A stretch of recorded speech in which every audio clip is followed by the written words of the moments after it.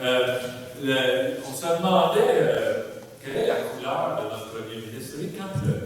Couillard est venu de Paris, de la COP 21, alors il était environnementaliste, c'était incroyable. Il était devenu vert. Enfin, moi, je pensais que c'était devenu Hulk tellement il était vert. Puis là, quand il est venu, après ça, il s'est fait des discours favorables aux hydrocarbures. Là, il y a un mec qui disait récemment, je pense que notre premier ministre était un peu comme un wiper. Il est fou, il est comme ça. Mais je pense qu'avec ce projet de loi-là, on voit la vraie couleur de M. Couillard. Il est noir comme les hydrocarbures. C'est vraiment ça, c'est vraiment les hydrocarbures, non pas comme. Bon, en donnant un droit prépondérant accès à des propriétés, pour favoriser, non pas, tu sais, l'expropriation, là, ça a toujours existé, mais on expropriait les gens pour faire une rue, pour satisfaire le bien commun, pour satisfaire l'ensemble des citoyens. Là, on va permettre l'expropriation pour satisfaire les intérêts des exploitants gaziers et pétroliers. C'est assez particulier. L'inscription dans les registres, parce que toutes les informations dont je vous ai parlé, chacune des étapes, chaque chose, chaque geste qui va être posé, ça va être inscrit dans le fameux registre. Alors ça, c'est un début de Damoclès qu'on a au-dessus de la valeur de nos propriétés pour 1 an, 2 ans, 5 ans, 10 ans, 15 ans, tant et aussi longtemps que lui. Tu peux pas demander à la justice de fonction qui a déjà été en fait puis pour ça, les vidéos, ça peut passer. Oui, on peut essayer de tabler sur les compétences de l'État, mais tout à coup, qu'il deviendrait compétent, on pourrait avoir une méchante surprise. Alors, tu sais, il faut voir que l'inscription de tout ça dans les registres peut avoir, je ne dis pas va avoir, mais peut avoir un impact sur la valeur de nos propriétés. Pour terminer, là, ce que je veux juste vous dire, c'est le lien entre Énergie-S et ça.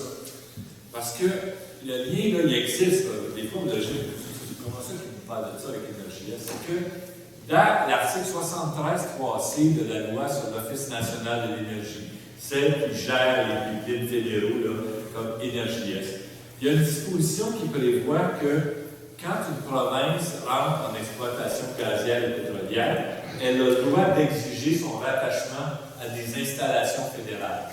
Alors, ce qui va se passer, là, pourquoi vous pensez qu'il y a un lien entre tout ça? Le gouvernement va dire oui à Énergie-S, même si on n'en a absolument pas besoin, parce que dans son esprit, si on transforme le Québec en pétroéconomie en créant des milliers de puits, ben, il va falloir le sortir les hydrocarbures. Et donc, le rattachement au pétrole d'Énergie-S, vous savez, on a appris lors du BAP sur l'Énergie-S qu'il y aurait 48 sortes de pétrole qui va circuler dans ce tuyau-là.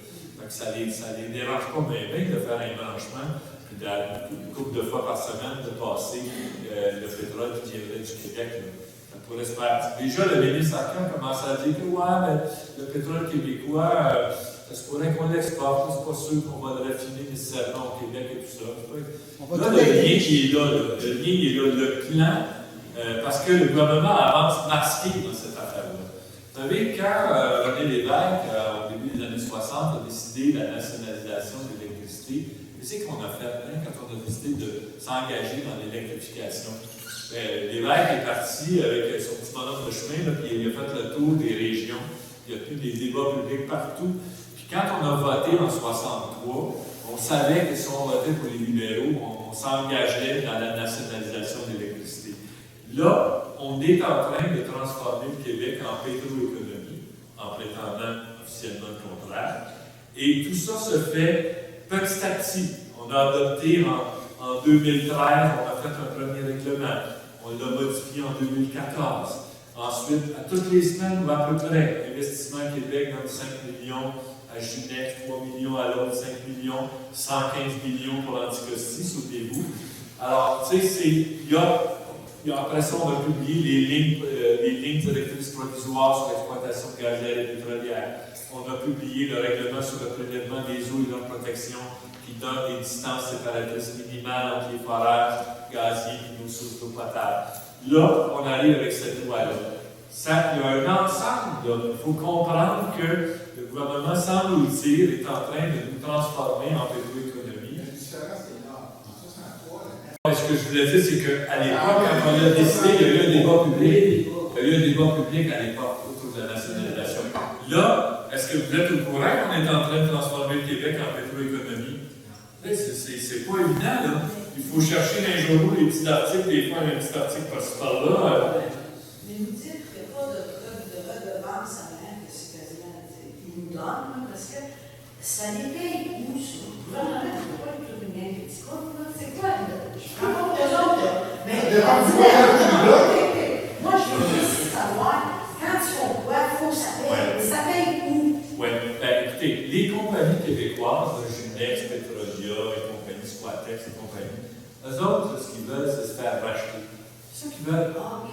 Parce que eux autres, ils trouvent du pétrole. Hey, regarde, c'est moi qui le claim, j'en ai trouvé, il y a tant de milliards de barils de pétrole là. C'est des compagnies albertaines et texanes qui vont venir faire la fracturation hydraulique au Québec. C'est pas ces compagnies-là. Donc, ce que ces compagnies-là québécoises recherchent, c'est la valorisation de leur capital. C'est essentiellement ça qu'ils recherchent. Ces compagnies-là ont eu l'habilité d'engager des lobbyistes très puissants. Quand on va chercher Lucien Bouchard, qui à une certaine époque ici était presque un dieu, André Boisclair, l'ex-chef du Parti québécois, ces gens-là nous ont fait accroire, pour défendre leur intérêt personnel, qui défendaient encore l'intérêt du Québec en nous embarquant dans cette histoire-là.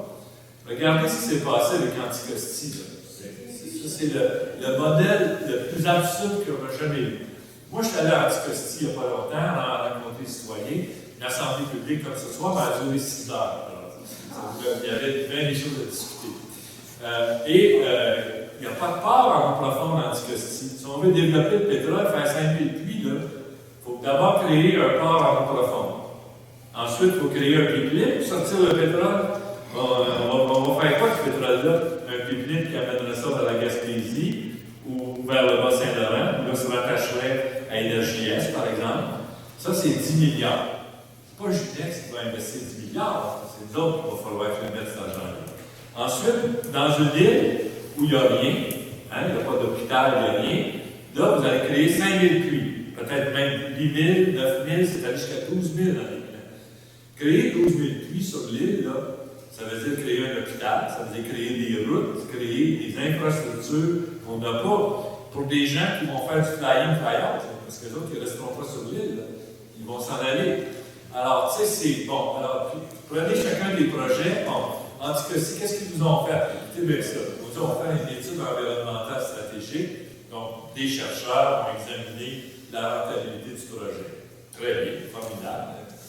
C'est sécuritaire de faire ça. Mais là, ils font les calculs. Si c'est du gaz, ça donne du temps. Si c'est du pétrole, ça donne du temps. Puis au lieu de faire une ventilation, comme on fait en science, ils ont additionné les deux totaux. Fait que, là, ça devenait hyper rentable. Comprenez-vous, ils ont calculé en double. La réalité, c'est que pour que ça soit rentable, le pétrole d'Anticosti, c'est 250 $ le baril pour que le pétrole soit. Là, vous allez rouler un petit char, croyez-moi, quand le gaz va être à 250 $ le baril, là, on aura trouvé un moyen de mettre du gaz dans nos voitures. Mais, tu sais, alors, sur le plan économique, c'est absurde. Et, en plus, les politiciens nous ont tous menti comme des arracheurs de dents. On vous expliquer pourquoi. Le contrat d'Anticosti, moi, je sais ce qu'il y a dedans. Moi, j'ai parlé avec des personnes qui l'ont signé, ce contrat. Et il n'y a aucune pénalité si le Québec sortit de là. Alors, c'est incroyable. Comment? Vous avez eu un indice de ça? Souvenez-vous, d'une certaine époque, les dirigeants de Petrolia n'arrivaient pas à rencontrer M. Couillard. Ils faisaient des pressions, vous avez peut-être vu ça dans les journaux, là. Ils faisaient des pressions pour rencontrer le premier ministre. Là, ils ont menacé de publier le contrat. Quand j'ai vu ça au départ, ils ont menacé de publier le contrat. Pourquoi?